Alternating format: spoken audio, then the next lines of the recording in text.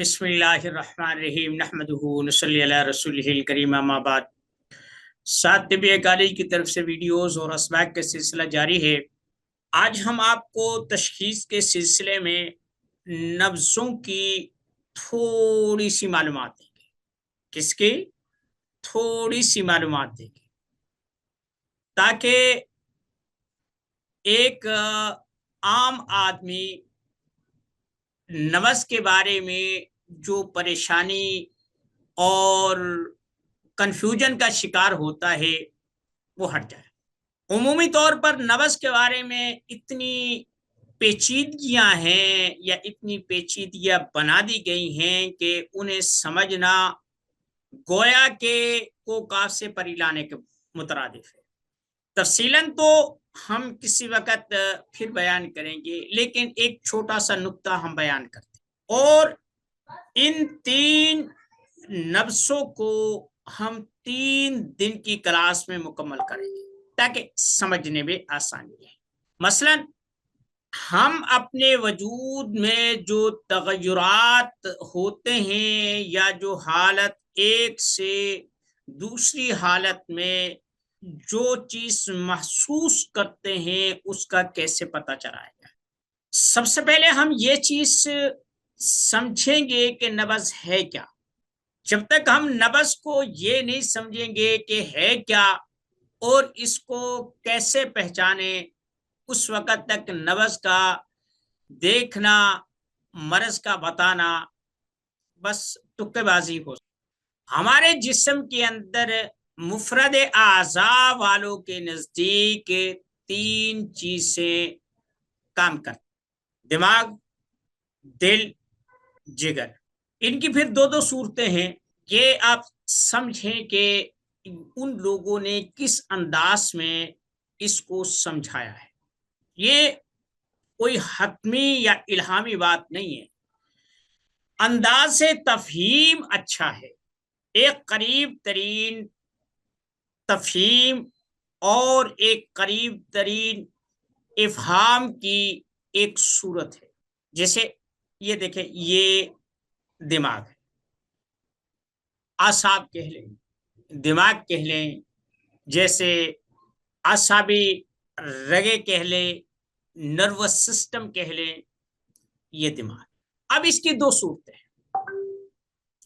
یہ دماغ اکیلا کچھ نہیں ہے، یہ تو بیچارہ حرکت بھی نہیں کر سکتا، کچھ کھا پی بھی نہیں سکتا، بس ایک خول میں بند ہے، لیکن اس کے پاس کنٹرول ہے، اس کے پاس کنٹرول ہے۔ یہ اپنی ضروریات کو اپنے احکامات کے ذریعے سے پورا کرتا ہے۔ اب دیکھیں، یہ میرا دایاں ہاتھ ہے، یہ میرا جگر ہے۔ یہاں سے اگر اسے یوں لائیں تو اسے ہم کہیں گے اعصابی، کیا کہیں گے؟ اعصابی غدے۔ اگر اسے ہم یوں لے کے آئیں تو کہیں گے اعصابی عضلاتی۔ کیا کہیں گے؟ اعصابی عضلاتی۔ یہ جو یہاں سے یہ جو تعلق ہے، ایسے یہ تکون بنتی ہے، ایسے ایسے ایسے ایسے۔ اعصابی غدی جب تحریک ہوتی ہے تو جسم کے اندر رطوبتوں کی کثرت ہوتی ہے۔ اب انہیں ہم خارج بھی کر سکتے ہیں، خشک بھی کر سکتے ہیں، انہیں اعتدال پر بھی لا سکتے ہیں۔ جب ہم رطوبات سے تنگ آ جائیں، ہمارا جسم بوجھل ہو جائے، کاہل ہو جائے، سستی آ جائے اور جسم ڈھیلا ڈھالا ہو جائے، کاہلی کی کثرت ہو جائے، تو اگر یہ تحریک ہے اعصابی غدی تو پھر ہم اعصابی عضلاتی کر دیں گے، تو جو رطوبات ہیں وہ خشک ہونا شروع ہو جائیں۔ اب اس کی 2 صورتیں ہیں۔ یا تو آپ پانی کی ایک مثال ہے کہ پانی زیادہ ہو گیا، یہ 2 طریقوں سے خشک ہوگا۔ یا تو اسے وہاں سے نکال دو، کسی برتن سے، ہاتھ سے، کسی ویپر وغیرہ سے وہاں سے صاف کر دو، پانی صاف ہو جائے گا۔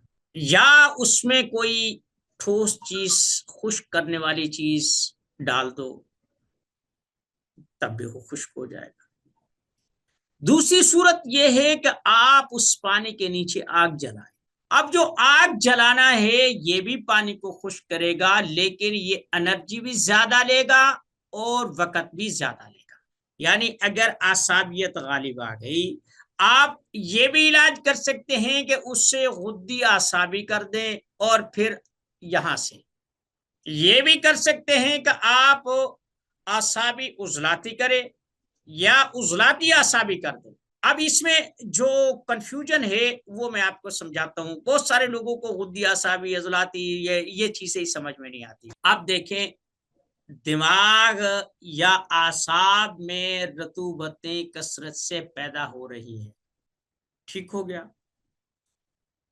اس سے جسم بوجھل ہو گیا. ہم چاہتے ہیں کہ ان رطوبات کو ہم اعتدال پر لے کر آئیں. اگر آدمی رطوبتوں کی وجہ سے، ٹھنڈ کی وجہ سے ٹھنڈا ہو گیا، سیلا ہو گیا، جسم بالکل جو ہے نا برف کی مانند ہو گیا، تو پھر ہم ایسا کریں گے، غدی عضلاتی یعنی گرمی بھی اور خشکی بھی یہ تحریک پیدا کریں گے کہ مریض کو گرمی بھی پہنچے اور خشکی بھی پہنچے تاکہ یہ اعتدال پہ آ جائے. عام طریقہ یہ ہے کہ اگر اعصابی غدی ہے تو آپ یعنی اعصاب میں تحریک ہے، غدود میں تسکین ہے اور عضلات میں تحلیل ہے. اب اس کو ہم تینوں طریقے سے کر سکتے ہیں. یا تو ہم غدی اعصابی کر دیں، یہ بھی رطوبتوں کو خارج کرتی ہے اور گرم ترین تحریک ہے یہ. کیونکہ دیکھیں، آگ جلے تب بھی سیک پیدا ہوتا ہے، لیکن اگر بھاپ جو ہوتی ہے اس کی سیک پانی کے ذریعے سے جو گرمی اور ہیٹ یا سٹیم بنتی ہے وہ آگ سے بھی زیادہ خطرناک ہوتی ہے. ہم اعصاب پر آج بات کر رہے ہیں. تو ہوا کیا کہ آپ کی یہاں تحریک ہوئی، یہاں تحلیل ہوئی اور یہاں تسکین ہوئی. اب آپ یوں کر دیں، غدی اعصابی کر دیں، یعنی پانی میں آپ مٹی ڈال دیں، وہ اسی وقت خشک ہو جائے گی، گارا بن جائے گا اور پھر وہ کثیف سے کثیف ہوتا جائے گا اور پھر ایک ایسا ہوگا کہ وہ بہنے سے بھی ختم نہیں ہوگا اور وہاں منجمد ہو جائے گا. یہی چیز ہے کہ جب اعصابیت میں ہم کوئی دھتورا یا سینکھیا کچلا یا ایسی شنگرف وغیرہ کوئی چیز استعمال کرتے ہیں سخت قسم کی، تو فوری طور پر وہ چیز خشک ہو جاتی ہے، نزلہ رک جاتا ہے اور جہاں جہاں رطوبتیں ہوتی ہیں وہیں پہ منجمد ہو جاتی ہیں، سر درد کرنے لگ جاتا ہے، پورا دماغ بند ہو جاتا ہے. تو پھر اس کا آسان طریقہ یہ ہے کہ آپ غدی اعصابی پیدا کر دیں یا اعصابی غدی پیدا کر دیں، اعصابی عضلاتی پیدا کر دیں. بہتر یہ ہے کہ غدی اعصابی پیدا کریں. اس سے جو منجمد قسم کی رطوبات ہے جن سے آپ کا سر جکڑا گیا ہے یا نزلہ رک گیا ہے، وہ جب آپ غدی اعصابی مثلا کالی مرچ ہے، ادرک ہے اور فلفل دراز ہے، اسی قبیل کی جو غدی اعصابی چیزیں ہیں یہ آپ انہیں دیں تو وہ نزلہ کھل جائے گا. آپ ہلدی بھی دے سکتے ہیں، ہلدی بھی ادرار کی کیفیت رکھتی ہے. خیر، اب آپ سمجھے کچھ؟ آج ہم صرف اس پر بات کر رہے ہیں، ان پر کل یا پرسوں بات کریں گے. ہم نے یہ چیز دیکھی کہ ہمارے جسم میں یا پانی ہے یا خشکی ہے، اس کے علاوہ کچھ نہیں. مثلا ہمارے جسم کو جب مٹی کو گوندا گیا تو یہ خاص قوام پہ آ کے ہمارا وجود بنا، اور وجود بننے کے بعد اب ہم نے یہ چیز دیکھنی ہے کہ یہ مٹی ڈھیلی ہے یا سخت ہے. آپ ایک وجود لے لے، کوئی برتن لے لے، کوئی پلاسٹک کا، کوئی یا غبارہ ہی لے لے. آپ نبض کیسے پہچانیں گے کہ یہ اعصابی نبض ہے؟ آپ یہ چیز دیکھیں کہ کسی چیز میں آپ پانی بھر دیں، ایک میں ہوا بھر دیں، یعنی دو غبارے لیں ایسے، ایک میں پانی ہے اور ایک میں ہوا ہے. اب جو ہوا ہے وہ جب آپ جو پانی ہے جب آپ دبائیں گے تو وہ جو اس کی ایک تو ٹھنڈک محسوس ہوگی اور ایک اس کی نرمی محسوس ہوگی، پتہ چلے گا اس میں جو پلپلاہٹ ہوگی اور جو اس کی وہ پتہ جو ہوا ہوگی ان میں دھکا زیادہ ہوتا ہے، ہوا جو ہے وہ دھکیلتی زیادہ ہے، اس میں قوت دافعہ ہوتی ہے۔ اب آپ نبض دیکھیں گے یوں یوں، اگر آپ کی نبض ڈھیلی ڈھالی چل رہی ہے اور جو یہ ایک انگلی ہے یہاں پر، یہ دیکھیں یہ کلائی کی ہڈی ہے، یہ میری تو یہی ہے، یہ دیکھیں یہ دکھائی دے رہی ہے، اور یہاں اس کے نیچے ایک گڑھا سا ہے، وہاں پہلی انگلی رکھیں گے ہم یوں، ایسے شہادت کی انگلی پہلے ہوتی ہے یہ، پھر یہ پھر یہ پھر یہ، آپ یوں رکھیں گے یہ ایسے بنتی ہے، ایسے یوں یہ یہاں سے، ٹھیک ہے، یہ اب اگر یہ جو انگلی ہے صرف اسی پر ایک کیڑے کی طرح ایسے ہلکی ہلکی ہلکی ہلکی سی وہ کر رہی ہے اور ٹھنڈک ہے، تو پھر یہ آپ لگا لیں کہ جو پانی والی نبض ہے نا، دو ہی چیزیں ہیں، یا تو وہ جو پانی ہے مٹی کے ساتھ ہوگا یا آگ کے ساتھ ہوگا، پانی کو بھی آپ دیکھ سکتے ہیں، ہوا کو بھی ماپ سکتے ہیں، تیسری کوئی چیز نہیں ہے، بچتی ہے تو ایک سیک بچتا ہے، حرارت بچتی ہے، گرمی بچتی ہے، یہ ٹھنڈک، یہ خشکی، اور یہ جو جگر ہے یہ سیک ہے، ٹھیک ہے۔ آپ نے نبض دیکھی، نبض بھری ہوئی ہے، دبانے سے ایسے دب جاتی ہے، رسی کی طرح وہ آگے پیچھے انگلیوں کو ایسے ہلانے سے وہ ہلتی ہے، اس میں بیچاری میں کوئی ایسی نہیں ہے، بعض جب انگل اٹھاؤ تو اوپر تک اٹھ جاتے، دباؤ تو وہ بیچاری اکیلی اس کے ایک انگلی کے نیچے وہ جو ہے نا ہلکی سی ایسے ایسے ایسے ایسے کرتی محسوس ہوتی ہے، یہ اعصابی عضلاتی ہے، کیونکہ پانی جب کثافت سے ملے گا، مٹی سے ملے گا تو اس کا سیلان کم ہو جائے گا، اس کا سیلان جو بہاو ہے وہ کم ہو جائے گا اور وہ کم درجے میں وہ ہوگا، تو یہی لگا لے کہ پانی کو جب آپ مٹی میں ڈالیں گے اور پانی کم ہوگا مٹی زیادہ ہوگی تو وہ پھر گارا ٹائپ ہو جائے گا، آپ بات سمجھیے۔ اگر آپ یہ چیز دیکھتے ہیں کہ نبض ٹھنڈی نہیں ہے، کچھ گرم ہے، اور یہاں یہ جو دوسری انگلی ہے، ایک انگلی پر تو پہلے تھی، اب دوسری پر بھی معصوم، بعض دفعہ تیسری تک بھی جاتی ہے، اب اس میں موٹاپا ہے لیکن پہلے سے کم ہے، یہ جو ہے یہ موٹاپا، یعنی یہ لگا لیں اس کے آپ 4 حصے کریں، یہ جو پورا ہے نا یہ، اس کے آپ یوں 4 حصے کریں، اب آپ کے ایک حصے میں محسوس ہوتی ہے، 2 میں ہوتی ہے، 3 میں ہوتی ہے، یا پورے پوروں پر ہوتی ہے، پھر آپ یہ دیکھیں یہاں یہاں یہاں یہاں کہاں کہاں محسوس ہوتی ہے، جب مٹی کے ساتھ پانی ملا تو اس میں نرمی تو آئی لیکن اس کا سیلان اور اس میں گرمی ختم ہو گئی، مٹی اور پانی میں جو ہے نا، پانی اور مٹی کو ملا لیں تو اس میں گرمی کہاں ہے، تو اس لیے یہ ایک انگلی کے نیچے یا تھوڑی بہت آگے پیچھے بھی ہو جائے تو ایک انگلی کے نیچے جیسے موٹا سا کیڑا ہوتا ہے نا، وہ ایسے ایسے ایسے ایسے چلتا ہے، ایسے ایسے، تو وہ جو کیڑا ہے اس کے رینگنے کی طرح، اگر یہ گیس کی وجہ، گیس بھی ہو سکتی ہے اور یا کثرت سے وہ بھی ہو سکتی ہے تو پھولی ہوئی دکھائی، جب دبائیں گے تو آرام سے دب جائے گی، جب ایسے ہلائیں گے تو ڈھیلی رسی کی طرح جو ہے نا وہ آگے پیچھے ہوگی، بات سمجھیے۔ اگلی بات یہ ہے کہ اگر پانی حرارت کے ساتھ ملا تو اس میں گرمی آ جائے گی، اور وہ گرمی جو ہے کسی بھی چیز کو پھیلاتی ہے، جو خشکی یا کثافت ہوتی ہے چیز کو سکیڑتی ہے، اور جو گرمی ہوتی ہے وہ پھیلاتی ہے۔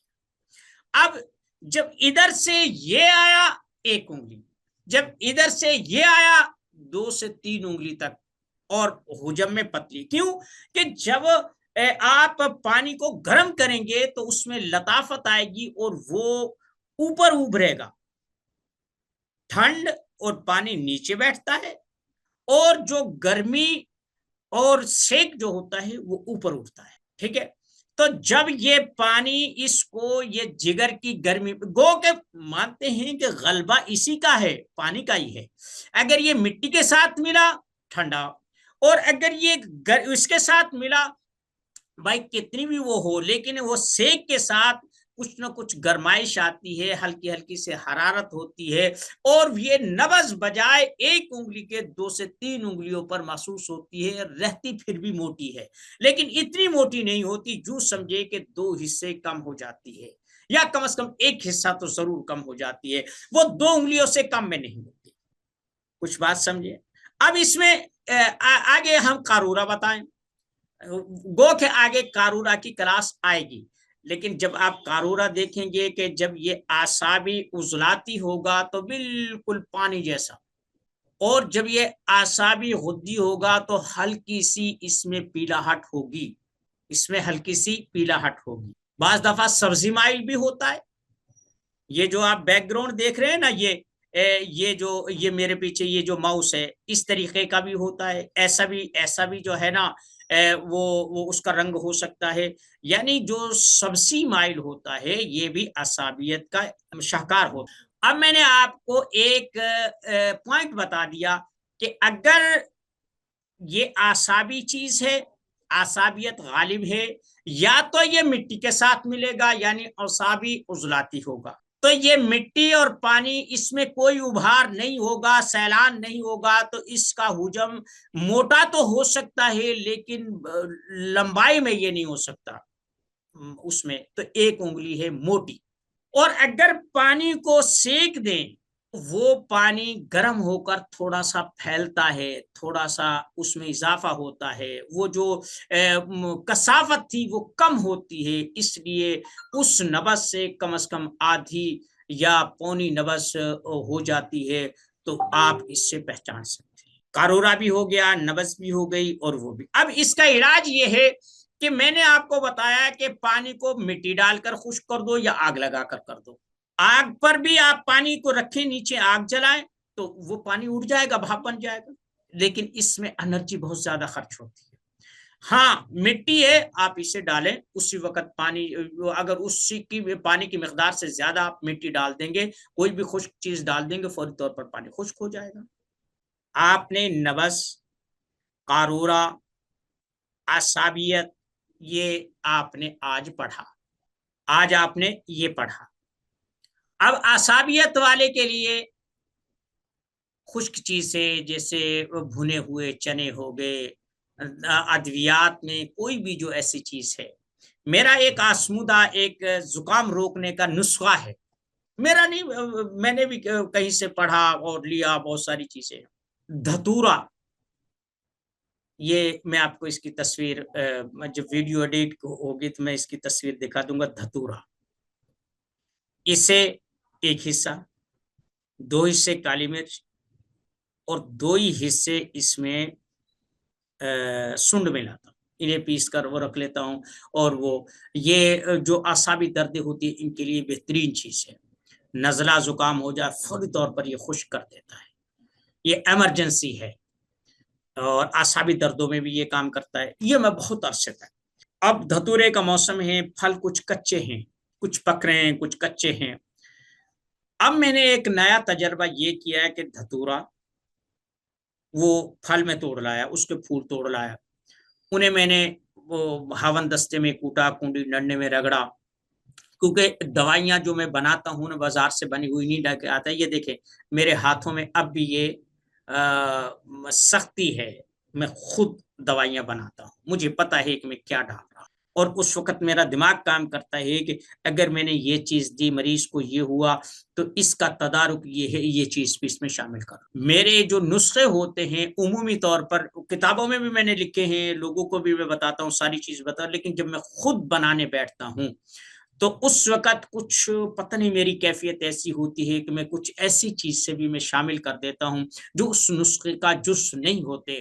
تو اللہ کا شکر ہے کہ ان کا ایسا رزلٹ آتا ہے کہ جی خوش ہو جاتا ہے. خیر اس میں وہ کرتا. آج میں نے کیا کیا کہ دھتورا، اس کے پھل لے کے آیا اور اس کے پھول لے کے آیا، میں نے وہ کنڈی ڈنڈے میں اچھی طرح کوٹے، اور کوٹنے کے ساتھ میں نے گودنتی آسانی سے تیار ہو جاتی ہے. آپ چولہے پر رکھیں اور یا توے پر رکھ دیں, تھوڑی سی دیر میں وہ بھربھری ہو جاتی ہے, پیسنے کا قابل ہو. جب اس کا شیشہ جو ہے نا وہ سفیدی میں تبدیل ہو جائے تو وہ تیار ہوتی ہے. میں نے وہ اچھی طرح گھوٹا, اور بجائے اس کے کہ میں اس کی گولیاں بناتا, وہ پھر میں نے دوپہر کو گھوٹا, پھر اس سے میں نے دھوپ میں رکھ دیا.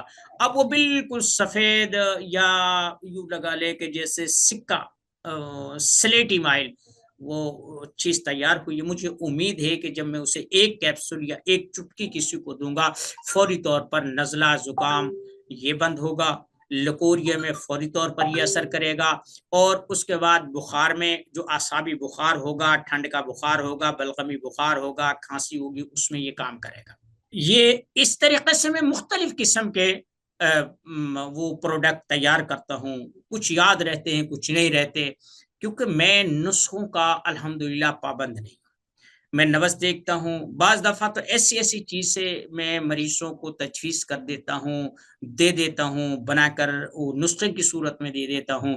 جب بعد میں دیکھتا ہوں کہ یار اس کا تو کوئی تعلق ہی نہیں تھا, لیکن الحمدللہ وہ چیز مریض کے لیے تریاق ثابت ہوتی ہے. شفا اللہ دیتا ہے, میرا اس میں کوئی کمال. تو یہ اگر آپ کو زکام, نزلہ یا اعصابیت ہو جائے, جسم ٹھنڈے پسینے آنے شروع ہو جائیں, تو آپ اس نسخے کا استعمال کر سکتے ہیں.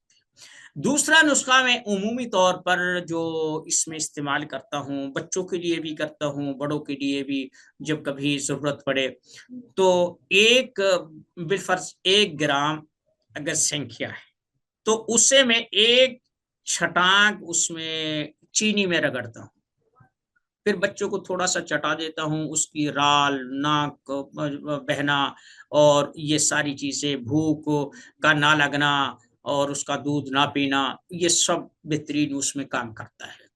میں یہ تو نہیں کرتا کہ اسے ہر کوئی آدمی آزمائے, لیکن طبیب لوگ اس پر ضرور. دوسرا یہ ہے کہ فالج میں حکیم یاسین صاحب نے اپنی کتاب غالباً ادویہ ساسی میں لکھا تھا, شنگرف کے اس میں, کہ فالج کے لیے انہوں نے وہ بنایا تھا نمک اور شنگرف.